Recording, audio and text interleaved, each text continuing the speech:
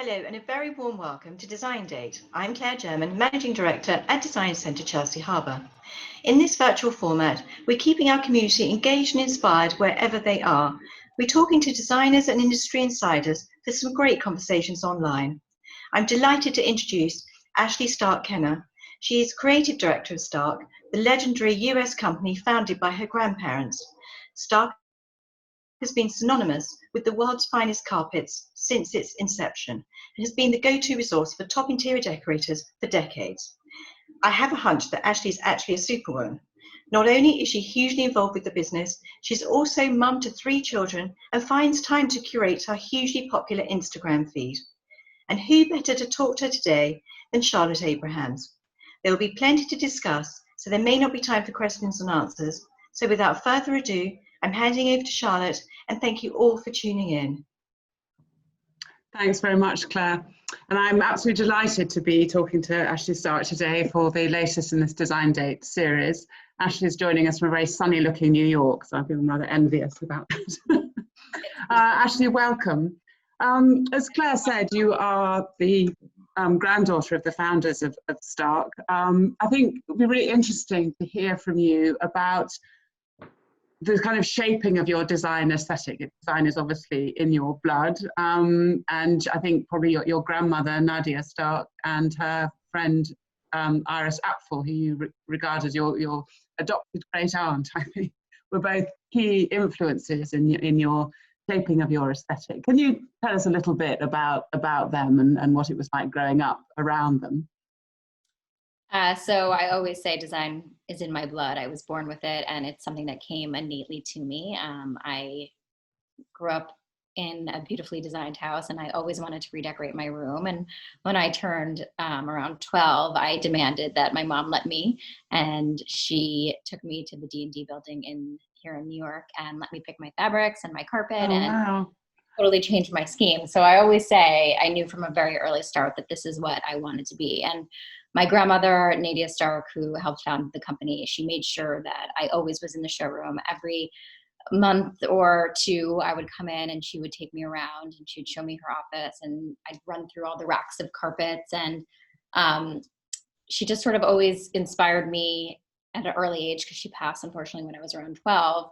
But that early years, she showed me what Stark was about and showed me how important it was, and showed me different carpets and introduced me to the world of interior design.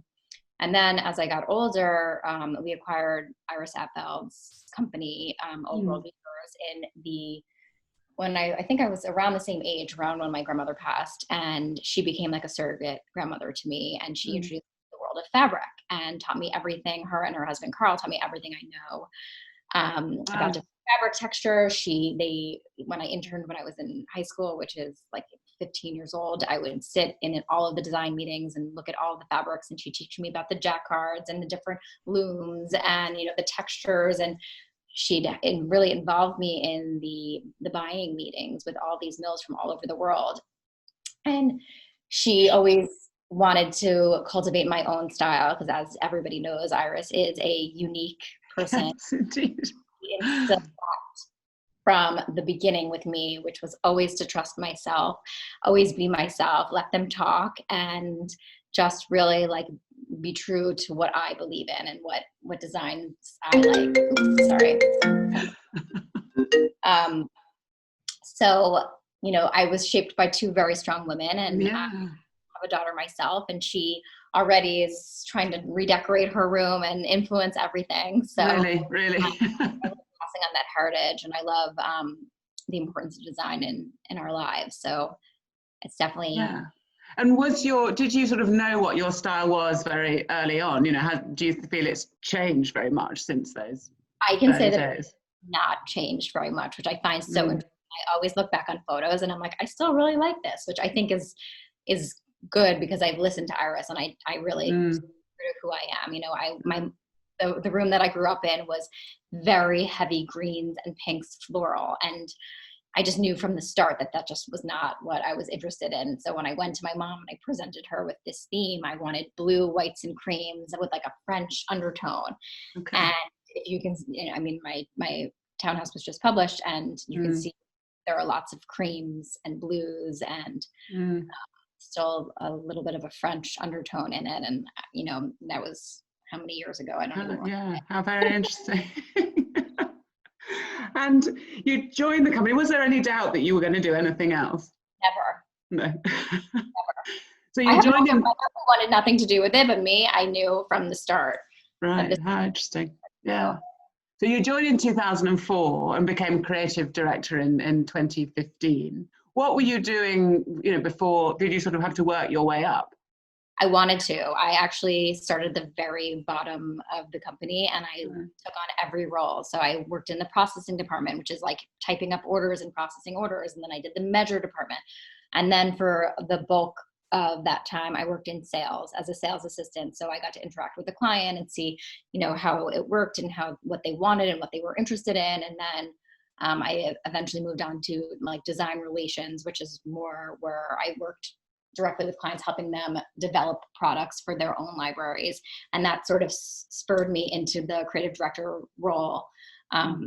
Before I had children, I would travel the world and visit all of our factories in Nepal, India, all over the place. So that was the progression of where I am. And very important to give you a real sense of the whole business, presumably. I really wanted to understand start to finish of how everything worked, because if I didn't know how to place an order and how a measure worked, I would never be able to understand how to decorate and how to design a carpet, with the patterns and the layout and the break and the seam, it's all integral. I mean, there's so much that goes into it. How interesting. And I mean, the legacy of Stark is huge and possibly rather daunting to take on.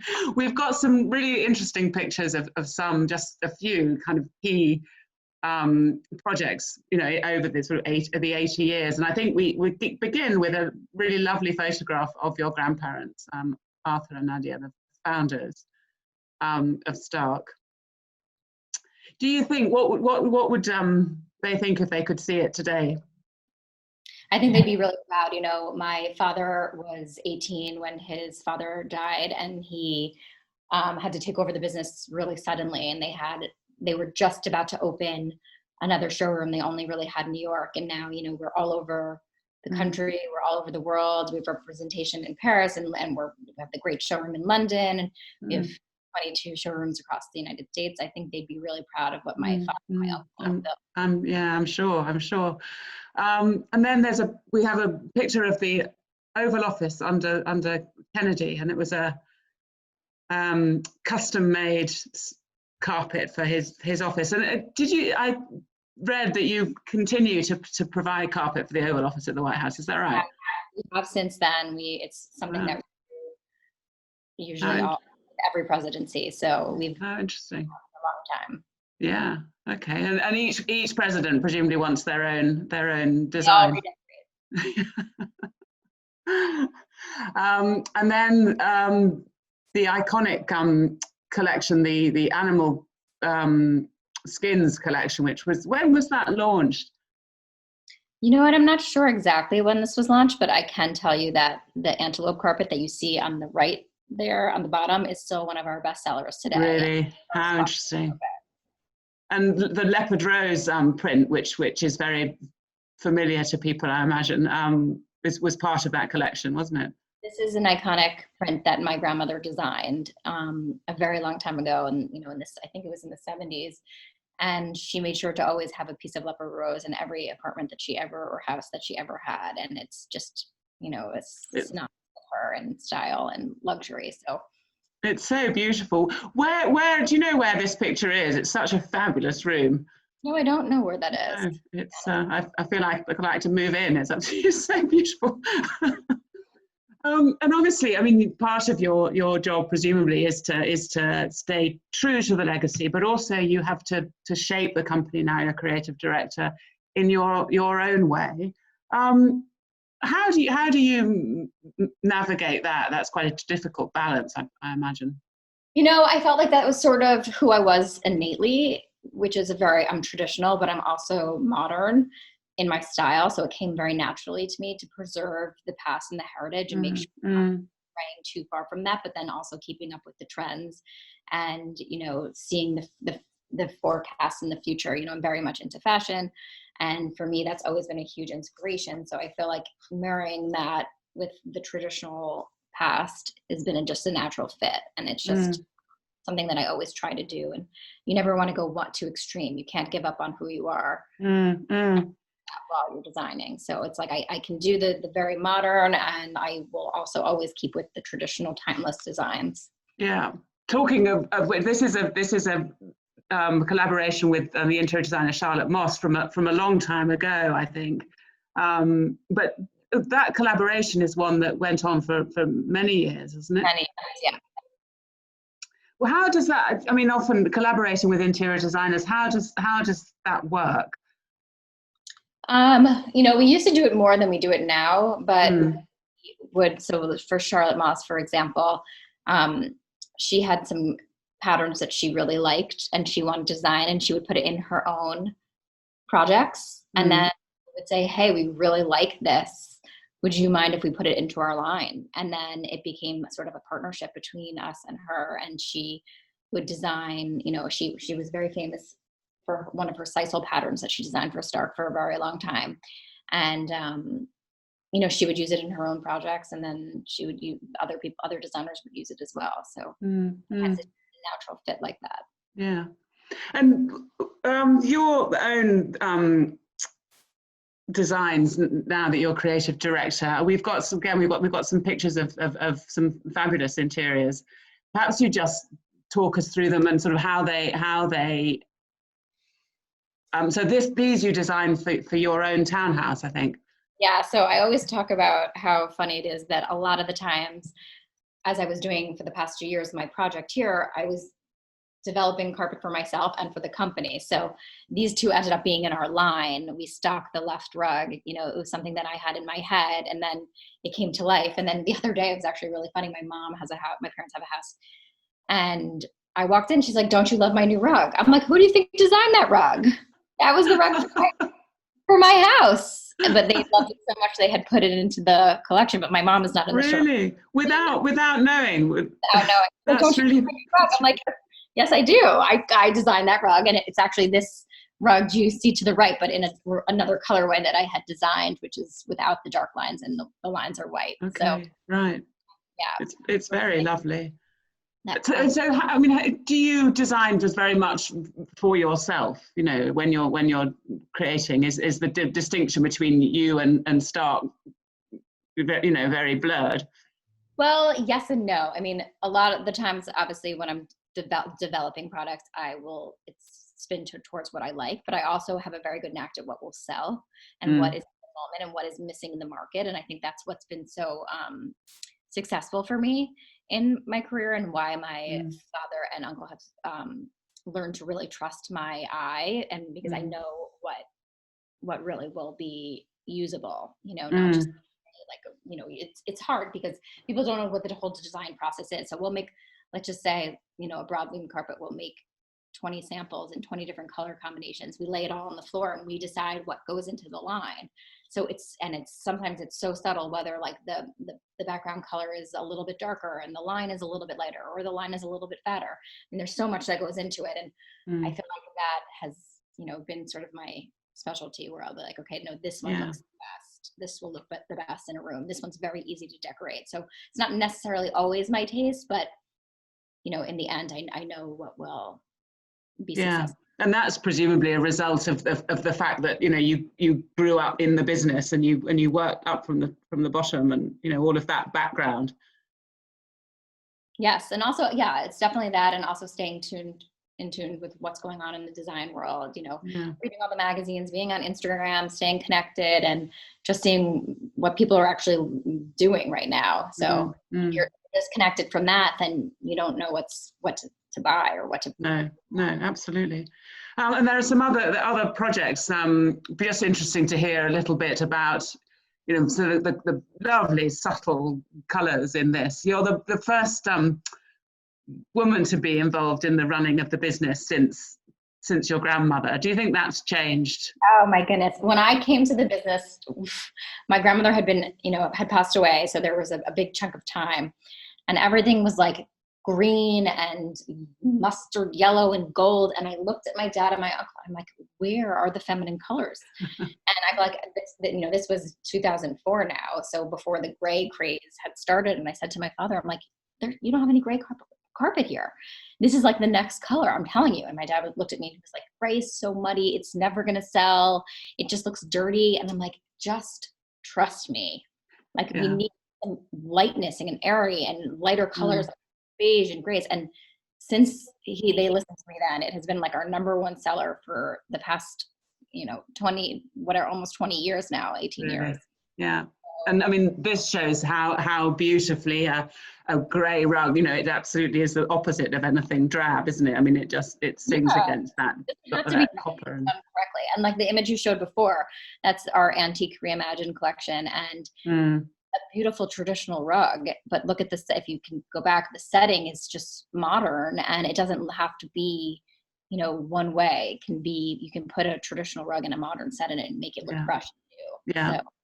So that Antique Reimagined collection that's what your inspiration was, some antique rugs, and you reimagined them, is that? Yeah, making them fresher. And the other, if you saw the other one, and it's made out of like a silk, so it's got this beautiful sheen. It's not necessarily like, when you think of an antique rug, you think of an old oriental pattern with heavy greens and reds, and it's, there you go, it's light and airy, beautifully fits in with this very modern interior. I mean, it doesn't, so we sort of took a modern spin on that. Beautiful. And where do you look for inspiration, when you're thinking, I've got to come up with a new, is that how it works? You need to come up with a whole collection, or is it a rug at a time, or? It just depends on what we're designing. Sometimes it's a whole collection, and I'll come up with different patterns and different colorways. And sometimes, it's piecemeal and it's not necessarily a cohesive collection, or it'll start with, like, let's say we'll make one of these Antique Reimagined, and then we realize, okay, this is really beautiful, we're onto something here, let's make a whole collection around it, and then we'll that way. So it doesn't necessarily always start as a cohesive collection. Yeah. And this one is very dramatic. It's quite, tell us about the genesis of that.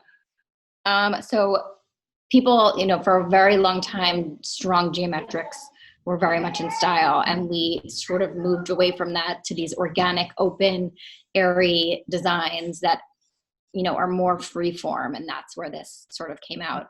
And it's an oversized rug, and with large colors and silk and textures, rather than being like a heavy geometric rug, which was so popular for us for a very long time. It's very modern with that sort of painterly splash down it, isn't it? It's wonderful. And the other way you're shaping the business and taking it into the future is by really embracing social media, and you have a huge following on Instagram. I think 1 million followers and growing. Why is that such an important platform for you?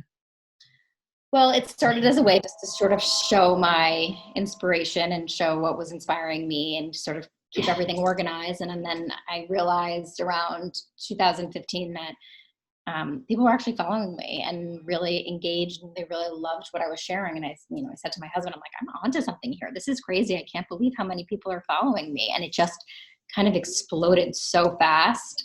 And I found that I loved being connected to the world, basically the world of the design community, because we relied for so many years just on print and magazines, and how long does it take to get something published? It could be over a year. You work on this project for 2 years, and then you have to wait 6 months to get it photographed hopefully by a magazine, and then you wait another year and a half to get it actually in print. So Instagram became an instant way to meet these amazing designers all over the world. I mean, I connect with people in Canada, in London, all over. And I would never be able to, other than seeing them just in a flat magazine. This way now I'm like, I DM with them, I'd meet all these new friends. And I think especially in the past, 6 months since the pandemic, it's nice to feel a part of something and nice to feel connected. And if you can, like, go on Instagram for 30 minutes and lose yourself in the, the pretty interiors. People write me such amazing, nice DMs that like sometimes I'm blown away. I've been going through such a hard time. You provide, a little escape for me. Each room is prettier than the next. And I'm so happy to promote, myself, my company, and all of these amazing designers from all over the place. I feel like that's my second job is like a matchmaker. I set up the designers with the clients because people always, are now able to see it instantly. And I'm so happy to provide that kind of. And there's a sort of democracy to it, isn't there? That people, people can connect with each other without needing to go through any third parties, or, so interested people can connect with designers, and, in a way that wasn't possible before.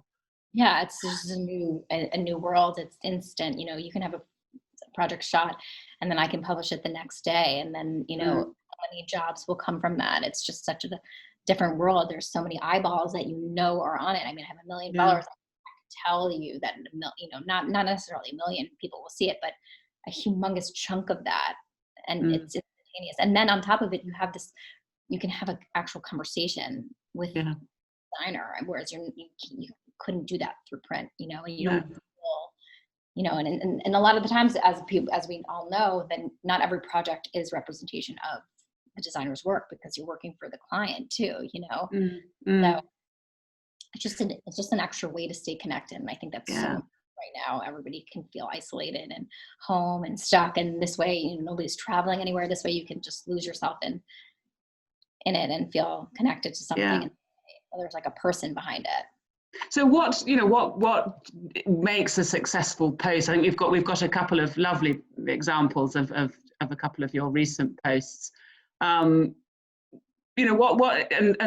this one particularly is, I mean, it's very much you. This is your home and your family. So that line between you as Stark and you as, your private person, that's a blurred line for you on Instagram? Yeah, it's a blurred line. My husband happens to be really private, so I try to, show my life, but in a way that can make him feel comfortable and make me feel comfortable. So, I mean, this is like real me. This is my life. I have 3 little kids. I'm always juggling. I have a full-time job. I have my full-time mom at home currently because of the world we're in, and as so many of you probably are, and we're just trying to make it happen. It's messy. It's real. My daughter's on the floor. She doesn't want to take any more pictures. We have our hands full, and it's real life, but in a, can be done in a beautiful setting. Yeah. And it's also very much, I mean, Stark is absolutely a family business, and, here is the family, and is this the 4th generation of the company, do you think? Oh, for sure. My daughter, I could see her. She is very into it, and she loves designing, and she loves when she reads, when I get my design magazine, she loves to sit next to me. And this summer, wanted to cut out all the pictures and make a collage of her own room. So she's definitely into it. She's a little firecracker. Oh, lovely. And I think the next picture is just a beautiful scene in Marrakesh. Was this a project that you worked on, or is this just something you love? This is me in the pandemic, being stuck, not being able to travel, and looking to share a little piece of heaven for everybody. So the Instagram, it's very much not just about, here's the latest project we've done for the company. It's much more than that. It's letting people into your world. Yeah, and like I said, it's not just about Stark. It's not just about me. It's about everybody. It's about promoting different designers, promoting the design community, promoting the design world, showing what I'm interested in, and showing what inspires me. I mean, that so much of my Instagram is that, and sprinkled with my life, my decor, Stark, and then, mixed all together, but not necessarily just me or Stark or. Because those things are, because it's a family business, those things are very closely connected. And do you think that gives Stark something really unique? Yeah, I mean, I always talk about this with people. It's like, we're real people behind it. It's not just a big corporation, it's my dad, me, my cousin, and my uncle. And when we're doing our design meetings, like, it's us standing there being like, fighting, like, not fighting, but talking it out like family. Like, what do you think? Which one's going to sell? Which way do you like it? I'm like, I'm like this. And then my uncle will be like, John, listen to Ashley. Listen to what she has to say. It really is, it's not a corporate company. We're a team of family members. And what happens when you know, like you get together for Thanksgiving or Christmas, and do you manage to put the fact that you all work together aside? Or? Absolutely, we really do. And what about the future? You know, what might we see in the design center next year, for example? I mean, we're about to actually have our big annual design meeting next week, so I will let you know. Ah, okay. That's very. Do you work on kind of trends? You know, I was interested today. The Pantone color of 2021's been released, or two colors. It's grey and yellow. Do you look at that kind of thing? And No, I do in a way, but you know, I don't want to be too trendy or trend obsessed. So I mean, I definitely keep it in mind, but it's not what fully drives me. And what about beyond carpets and rugs? I know the design center is a carpet showroom, isn't it? The one you have, the design center, but you also do a lot of sort of other home furnishings and things. Do you see that as, you know, part of a whole, or do you keep each area very separate? We keep it separate. Right. So they're not whole collections of, you know, wall coverings and carpets. And We did for a little bit, but we don't do that anymore. It's more separate divisions. okay. And are you involved in that? Not as much as I was. And what is it about the floor coverings that you know? Is that your real passion? Definitely floor coverings, rugs are my passion. I mean, I do love wallpaper so much, and obviously fabric, but I sort of, you know, I had my hands in both pots for a chunk of my career, and I found it to be, not that it was distracting, but it was hard to fully focus on one. So I definitely have like an oversight of it, but not my main focus. I'm really drawn to the carpets and the rugs. And what is it? What can a fabulous rug or carpet bring to a space? I think it's the anchor. I think it's the place that you start, and you know, it really pulls any room together, and it really can be the statement, or it can be the grounding factor. And so is your townhouse, we saw those lovely grey rugs. Have you got rugs and carpets in every room that you've designed? I absolutely do. Do you have a favorite? I mean, how could you ask me that? In my house, I actually, my bedroom rug, or I guess maybe it would be my dressing area rug, is a textured shearling, and it's so soft and cozy, and it just like makes the space so nice to walk on. Sounds beautiful. Ashley, thank you. It was an absolute pleasure to talk to you today, and we very much look forward to seeing what 2021 brings from Stark. Thank you for that enticing. I hope I make it to London. I was supposed to be there in the spring, and then everything happened. So yeah, well, this can spring all be 21. Let's hope. Thank you so much. It was a real pleasure to speak to you. Thanks so much. Of course. Bye. Bye. Bye. Bye. Bye.